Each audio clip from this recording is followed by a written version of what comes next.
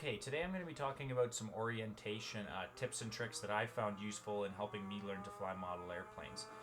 The first big recommendation I can give to you is that practice, practice, practice on the simulator is the best way to get comfortable with flying in all directions. Flying towards yourself, flying away from yourself. The simulator helps the most with this. What I would recommend doing is spend a couple hours throughout the week in 10-20 minute sessions on the simulator and really practice, practice, practice. Now, if you're flying, there's a couple tricks you can do to remember which way to push the stick if you're confused. Obviously, when you're flying away from yourself, right is right, left is left, up is up, and down is down, and that includes the rudder as well. Now, when you're flying towards yourself, if you have a wing low, for example, right now I've got that left wing tip low. If you push that aileron stick towards the down wing, you can see I'm pushing it back and forth. Imagine that the down wing, you're pushing air underneath that wing to lift it back up again. So when you're flying towards yourself, you're going to push that wing up.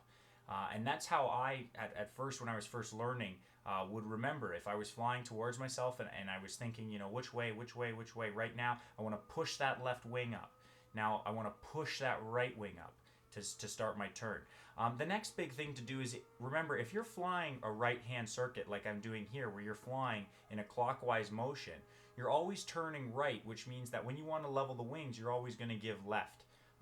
To level the wings and resume flying straight. So on this corner, you're flying a right-hand circuit. You're going to continue your turn flying right, and then when you want to level the wings, you're simply going to give a little left and continue on flying straight. If you change the direction and you're flying left-hand circuits, you're going to be turning left. So just remember, if you start your turn left, you're going to have to give right on your way out of the turn. Now this only works really with upright flight. You don't want to get yourself too confused.